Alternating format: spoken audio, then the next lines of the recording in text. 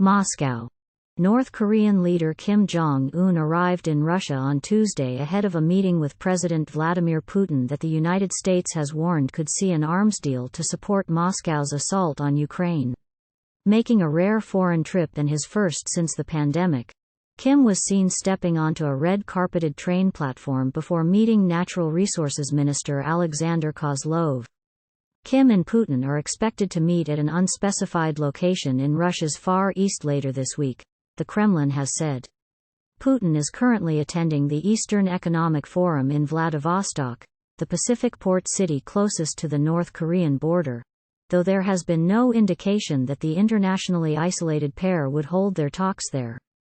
Reporters granted access to the Russian leader at the forum refrained from asking Putin details of the visit, but he told journalists he would soon travel to the Vostochny Cosmodrome, a Russian spaceport some 1,000 kilometers (620 miles) from Vladivostok. "I've got my program there, and when I get there you'll know," he was quoted by Russian news agencies as saying. Experts say Moscow will likely seek artillery shells and anti-tank missiles from North Korea, which wants advanced satellite and nuclear-powered submarine technology in return. Simon Wiesman, a senior researcher at the Stockholm International Peace Research Institute, said it was entirely possible North Korea had large stocks of ammunition that could be used by Russia. "Whether any deal is struck remains to be seen," he said. "We will not know for sure until there is hard evidence that Russia has used North Korean arms and ammunition on the battlefield in Ukraine," he added. The White House warned last week that North Korea would pay a price if it supplies Russia with weaponry for the conflict in Ukraine. Kremlin spokesman Dmitry Peskov said Putin and Kim would cooperate on sensitive areas that should not be the subject of public disclosure and announcements. Kim is traveling to Russia with his top military officials including Korean People's Army Marshal Pak Jong-chon and Munitions Industry Department Director Jo Chun-ryong, analysts said. This indicates a Putin-Kim summit is likely to heavily focus on Russia and North Korea's possible military cooperation.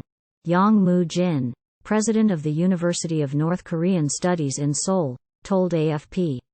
Moscow sent Defense Minister Sergei Shoigu to Pyongyang in July.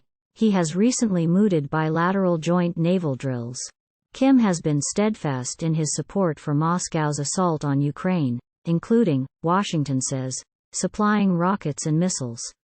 But both Moscow and Pyongyang have denied North Korea has or will supply arms to Russia, which has eaten into its vast stockpiles of munitions since it launched its Ukraine offensive early last year. Kim has not traveled outside North Korea since the start of the coronavirus pandemic. His last proper overseas trip was in 2019, also to Russia to meet Putin.